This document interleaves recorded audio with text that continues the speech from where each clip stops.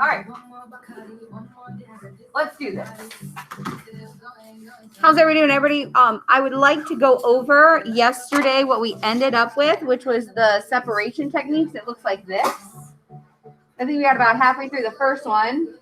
There's my beautiful. I think we got about halfway through the first one here. Okay, do you have a packet of stuff that we've been working on? Gotcha. All right, get that on out. All right, beautiful. Good to see all of you back here. Wonderful. All right. So remember, let's remind ourselves, if you use distillation, that means you separate it based on boiling points. If you separate based on density and solubility, you're going to use centrifuge. If you separate based on just solubility, that means you're going to filter. And then chromatography talks about the differences in color.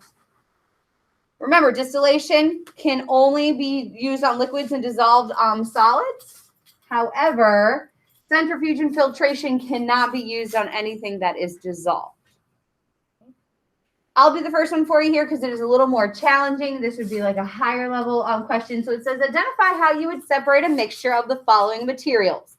You have styrofoam beads, iron shavings, and potassium bromide in a beaker, okay? The thing is those are all solids and they're mixed together. So the first thing you would want to do is you would want to add water to the solution or to the beaker to make a solution, okay? If you put water into the beaker, I want you to carefully read up here. Which one of these three things would dissolve? Talk to me. Perfect. The potassium bromide is soluble in water. That will dissolve. I'm made of trash. Ooh, hello. Question? Oh, doing okay? Okay. So that would dissolve. So now I have a solution with some dissolved potassium bromide. Would anything that's left over insoluble, would anything float? What would float in that water? And remember, density's on the next. Hit it again for me. Perfect. Okay. Because their density is less than 1, this would float at the top. And the iron shavings are more dense than water, so they would sink to the bottom. Okay. Perfect. Now, I have a solution with some stuff at the bottom, some stuff at the top, and some stuff dissolved. The first thing I would do is I would centrifuge it to make sure that I get all less dense beads to go to the top, and I would take them out. Okay, if you centrifuge, remember we had them over here in the fume hood yesterday, it spins and the less dense things rise to the top. Wonderful. So now my beads are gone. Now I have basically a saltwater solution with a bunch of iron shavings in the bottom. What is the next thing I can do separating these based on solubility? Talk to me. Distillation. Okay, I'm going to hit that fourth. First, I'm going to get out. I love it, though. I'm going to filter out the iron shavings. Then, to get the water away from the other stuff, I would do distillation. If I do distillation right now, the iron and the potassium bromide are going to go back together because I just take out the water. Okay, perfect, but very good. Okay, so that's a little bit of a more challenging one. But while I take attendance and get everything else going here, I would like for you to try some of them on the back. They're a little more easy, a little more real world type experiences here. Okay, so let's take a look. Let's see. So everybody feels good with this. At least if you walk through the process, you're understanding it. On the back, you're hungry for mac and cheese. You boil some water and you put your noodles in it, correct? That's a mixture, water and noodles. When you want to get your noodles away from the water, what do? What do? Talk to me. Filter. You will filter it, okay? You filter out, which is just like a strainer, your insoluble noodles get stuck in the strainer or your filter, and the rest goes through. Okay, so there are four more scenarios. I would like for you, four more. I want you to think about your terms here, and I want you to tell me, and some of them are two-stepped, what you would do to separate the mixture. And I tell you kind of what you have going on. So you're going to go through and say, hey, first I would do this one, and then I would do this one to separate the things. Okay, you will have to be able to do one of these on the test on Thursday. So let's make sure you're feeling good. So go through and see if you can't finish these while I take some attendance. Okay, good stuff. If you already finished, hold on with me then.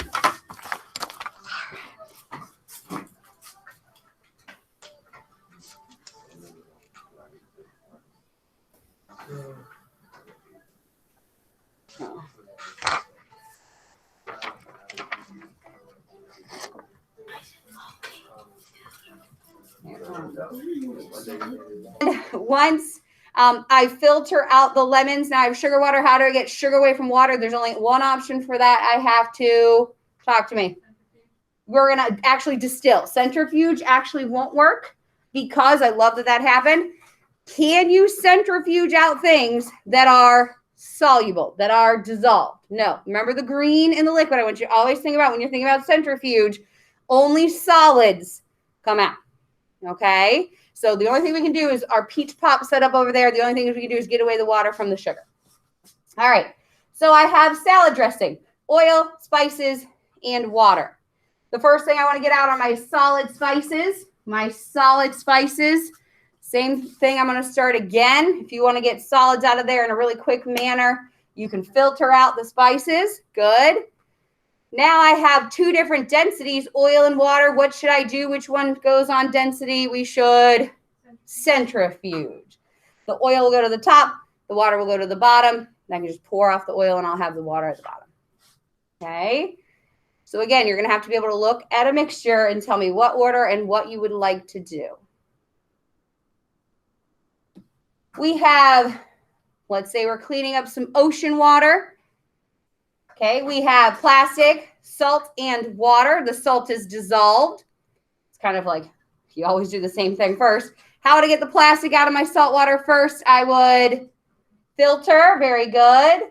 And then I have salt water. What is the only thing you can do if you have something dissolved?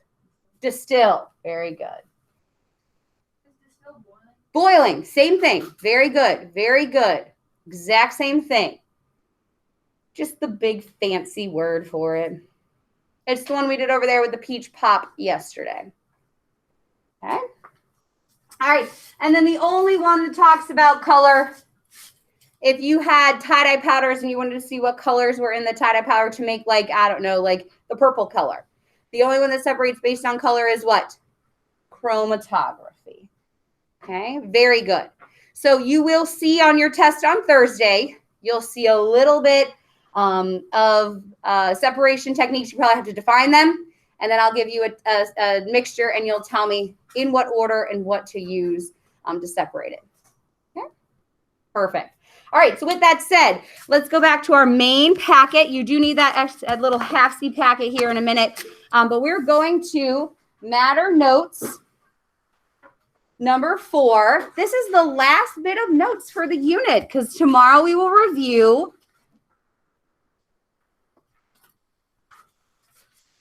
and then Thursday is your Unit 2 matter test, okay?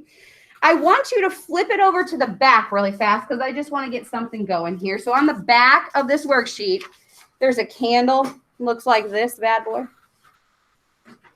What we're going to do is we're going to do a little experiment and then talk about it at the end, but it's going to take a minute.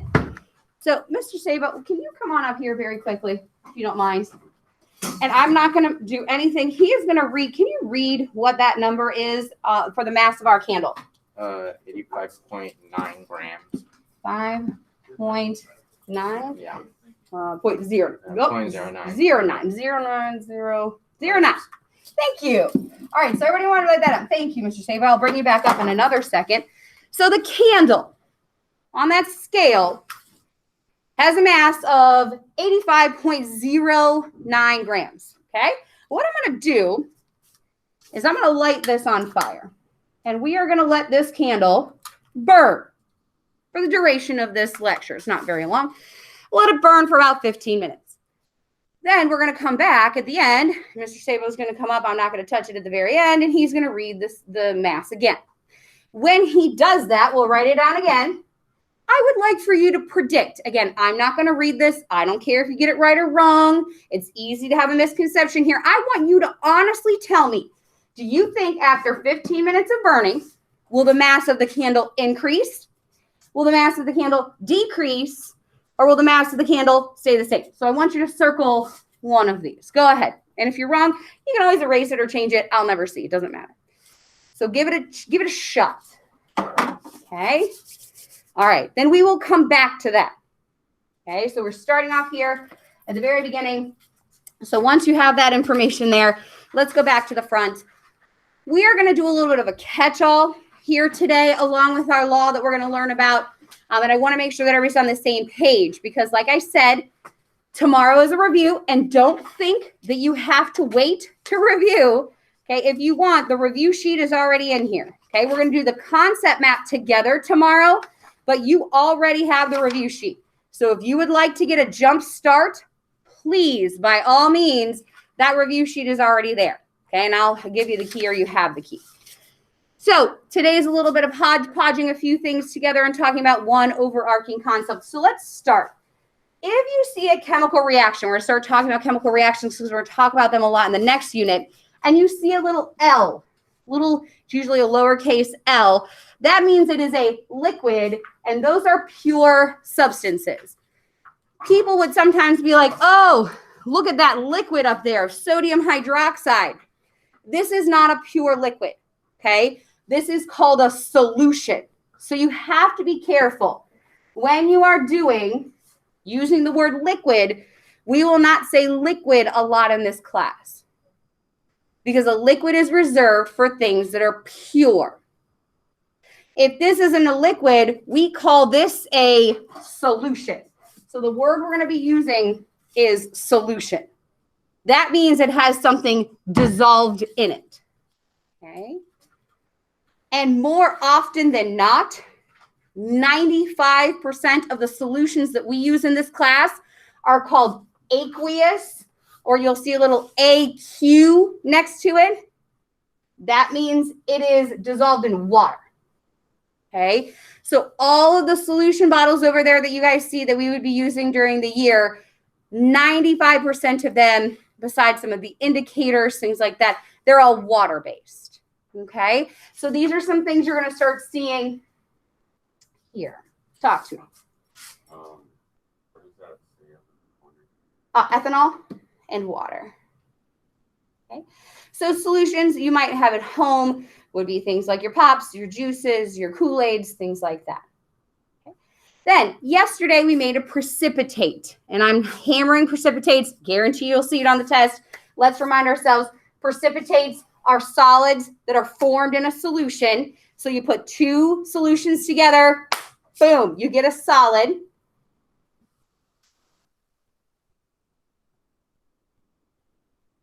You get a solid, and that means that they cannot dissolve. That means that they are insoluble. Might want to know that for the test because it's important because we will make a lot of precipitates in the future, and you need to know those are not soluble. Okay. There are two things that you can do since they're insoluble with our separation techniques. Which two of these do you use that are based on solubility? Does anybody remember? Solubility. Two, talk to me. Centrifuge works, absolutely. And the other one based on solubility, you use it in the morning to make your coffee. Filtering, very good. Okay. When I take two clear solutions and I make a solid, do you think that is a chemical or physical change? It went from clear to white, and it went from solutions to solids. Thinking about your evidence, you'll have to know that for next week. thinking about, or on Thursday, you'll have to know that this is what type of change, chemical or physical. Any ideas? And I can't easily undo it. Yes. Oh, so it's. It is chemical. Very good. That is a chemical change. We have a new substance. We have a color change, and we have a solid. I like that. Very good. Okay. And again, just getting a couple things here under control. We already talked about solubility, but we're going to hit it one more time. If I tell you salt is soluble, that means it has the ability to dissolve. Very good. Solubility means it can dissolve. Soluble is can dissolve. Insoluble means it cannot dissolve. So that means our precipitate cannot dissolve. And it's kind of asking the same question twice. But, oh, heavens. I forgot to present. Terrible. Somebody should have yelled at me. Present. We can see this at home. Why are you not presenting? Your entire screen. Present. Sure. There we go. Much better. All right. So are precipitates soluble? No, they are not. Okay. They don't go into solution. If they did, you wouldn't be able to see them. So you need to be able to know those things. Okay, for the test. Perfect. So now we're going to make another precipitate again today, and we're going to talk about it.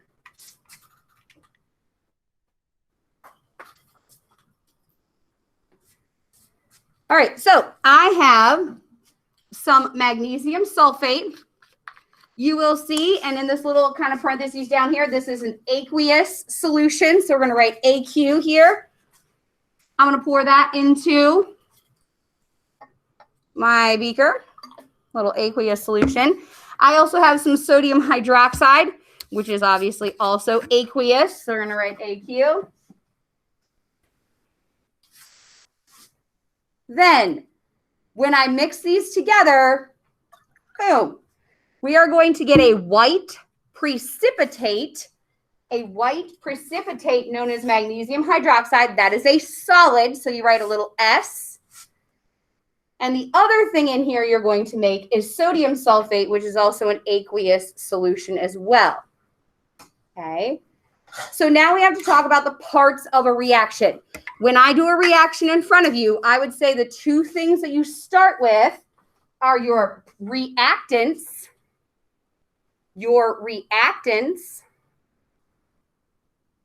The arrow sign means to yield or to produce. And what you make are called the products. You really have to start to learn these. So as we get into writing and balancing equations, if I can say, hey, take a look at the reactants, you would know which ones I'm talking about. Okay, so I can guarantee you this is on the test as well.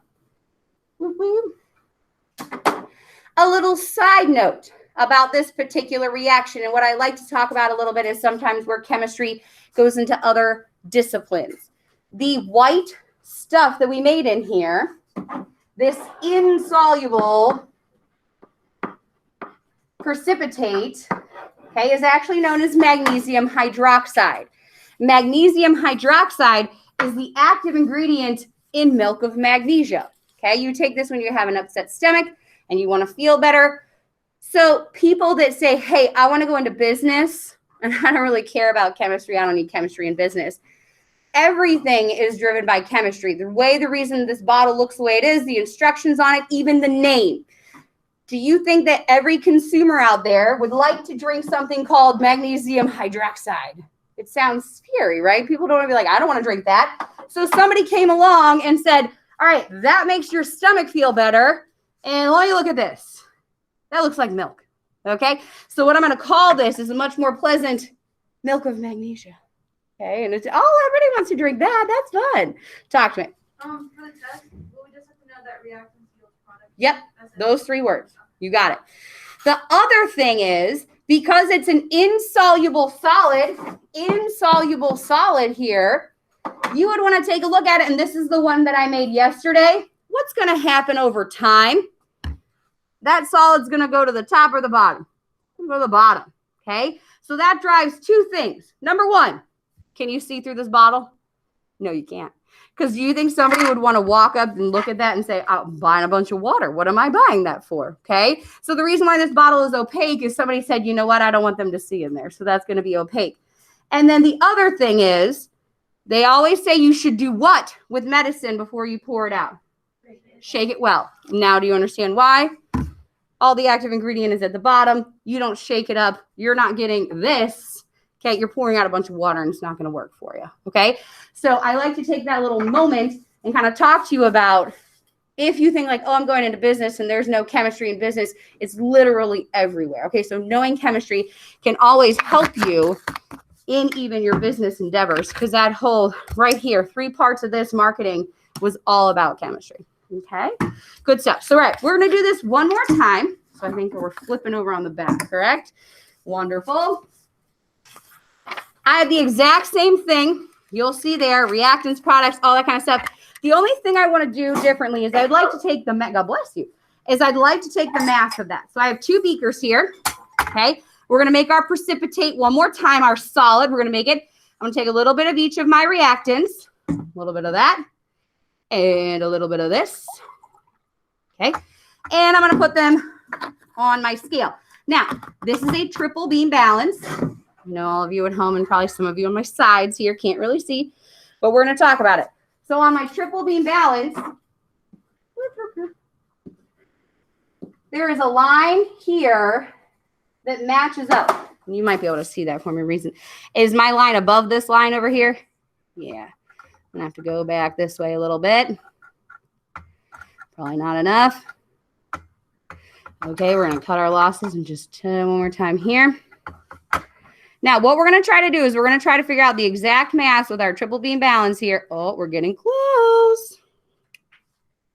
Is that exactly lined up? Nope. A little low. A little low. We want to make sure it's good. Little high now. Little high. Oh, it's a little high. We want it lined right up on there. How we doing? Little low? It's a little. Little low. We're going to be okay. We got to get it perfect. Oh, you're really glad we have these automatic scales nowadays. Little high? No. Good enough? Yeah. All right. So right now, the balance has lined right up there. What I'm going to do is I'm going to do this reaction, and I'm going to take 2 solutions, and I'm going to make a solid. What do you think? And let me read this real fast. We got 294 grams. So write it down with me. 294 grams is the beaker and the 2 solutions. When I react them together, okay, I'm going to make a solid. Do you think that's going to make the mass and circle it? I don't care if you get it right or wrong or whatever. When I make this solid here in my aqueous solution, is that going to make the mass increase, decrease, or stay the same? Circle 1. Is the mass going to increase, decrease, or stay the same? What do you think? Increase, decrease, or stay the same? You're ready. Okay. I'm taking 2 solutions. I'm going to make a solid. And are you ready? If it's, okay, it's lined up now. If I make something heavier, the line will go up. Okay. If I make something lighter, the line will go down. If it stays the same, the line will go back to the middle. Okay. Are you ready? Here we go. And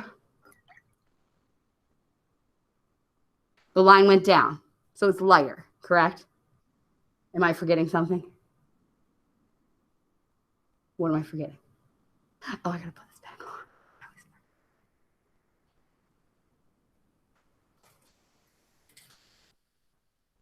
The line went right back to the middle. The mass did not change. Why? Did anybody guess that? Did anybody guess that the mass would not change? Anybody? Talk to me. Why? Talk to me. What are you thinking? Because if you're pouring like both of them like into one cup, it's the Same stuff, Yeah. right? I made a solid, but where did I get those pieces to make that solid? They came from the two liquids, right? And I know that a solid is a little bit more dense and it's out there, but where did I get those pieces to build that? It had to come from somewhere. Let's say I'm going to build a house, and so I bring all the wood in on a truck. Is the house going to weigh any different than the wood on the truck when I just build it? No, you just build it. It is called the law of conservation of mass. Matter cannot be created and matter cannot be destroyed. Huge idea in chemistry. It cannot be created and it cannot be destroyed. It can only change form. Okay? Matter cannot be created and matter cannot be destroyed. It can only change form. It went from a solution to a solid. That's fine. Okay? But as long as every little piece of chemical in both of those are still on that scale, the mass should be the same. Now I know what you're thinking. You're like, well, I got the answer to this one then. So stay with me. Don't get too crazy yet. Come on back up, Nick. What did we say this first mass was? I don't remember. Yeah. All right. So does everybody think they know what happened here? Please read that for me. What happened? 83.85 grams. Oh my God. Guys, we just said thank you. We just said that matter can't be created or destroyed. What happened? Tell me what happened. You know how fall is my favorite time. I like to light my apple spice candles, and so I light it in the kitchen and I go away to do something. And I come back into the kitchen and what happened? Woo, what do you smell? Yeah, you smell the scent, you smell the wax, you smell it. Where did that come from? From the candle. How did it get to my nose over here? Through the air, through the smoke, through the things like that. So did I destroy that candle? Did I destroy it? It's gone. Where are the parts of that candle? Where are they? They're in the air, right? If I could go around and catch every little piece of CO2 and every little scent, and if I could put it all back on there, what would the mass of that candle be? But because I burned it into the air, now the air has a little more stuff in it, okay, and the candle has a little less. Doesn't mean I destroyed it. That means I just put it somewhere else, okay? Are you with me? Good. So we are, because of this year and the pandemic, we're not going to do this bottom part. So what we're going to do is I would like for you right now to grab out your Chromebooks, do your 3 lecture questions, but then I want you to do, I really, really want you, there are some Law of Conservation of Matter practice questions because I wrote the quiz or the test last night and I put some of these Law of Conservation math practice on there, okay? So into week 8, doing your lecture questions, but then I want you back to this lovely worksheet here, matter bell work number 2. That's going to practice reactants and products, solubility, stuff like that, but then it is doing the matter stuff. So I'm going to put the music on quietly, check my peeps at home, see if they have any, we have more people. See if they have any questions or concerns, okay?